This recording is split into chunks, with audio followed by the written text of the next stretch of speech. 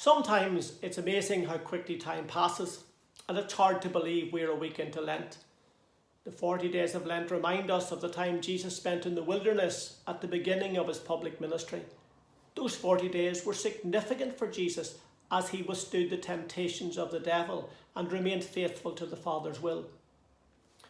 There are two Old Testament characters, Moses and Elijah, where 40 days were very significant in their lives and ministries. We're reading about Moses in this week's Old Testament readings from Deuteronomy. Moses had been chosen by God to lead the people of Israel out of slavery in Egypt and into the Promised Land. After God had rescued the people from slavery and while they were on the journey towards the Promised Land, Moses spent 40 days and night with God at the top of Mount Sinai on 3 occasions.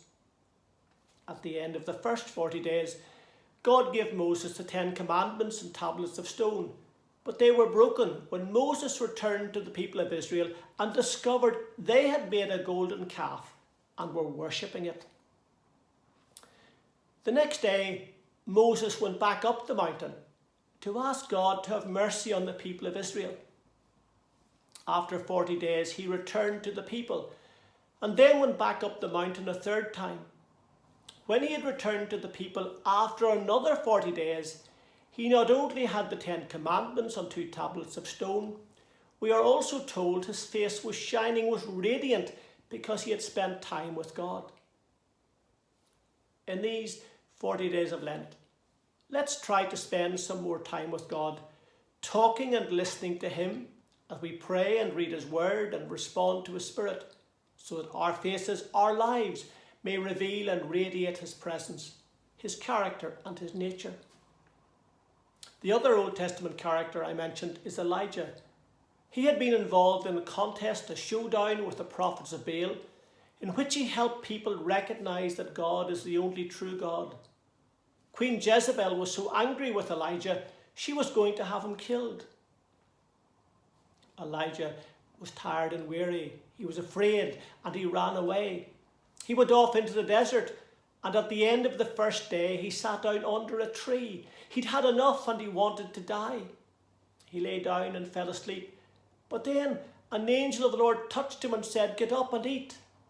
When he looked around, he saw a cake of bread baked over hot coals and a jar of water. Then he lay down and slept. But the angel woke him again and told him to get up and eat. Elijah ate and drank, and strengthened by that food, he travelled 40 days and 40 nights until he reached Mount Horeb. He spent that night in a cave. The next day, God spoke to Elijah in a whisper. He assured Elijah that he still had a purpose and a role to fulfill. He also assured him that he wasn't on his own.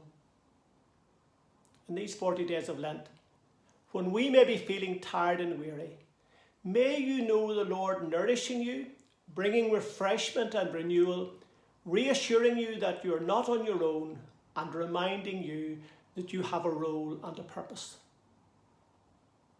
May these 40 days of Lent be meaningful and significant for each one of us, as we spend some more time with God, talking and listening to him, as we pray and read his word, as we respond to his Spirit, so that our faces, our lives may reveal and radiate his presence, his character and his nature. And may we know the Lord nourishing us, bringing refreshment and renewal, reassuring us that we're not on our own, and reminding us that we have a role and a purpose as we commit our lives to him. So may the Lord bless you in this season of Lent. May it be a time of growth, a time when we experience God's grace afresh.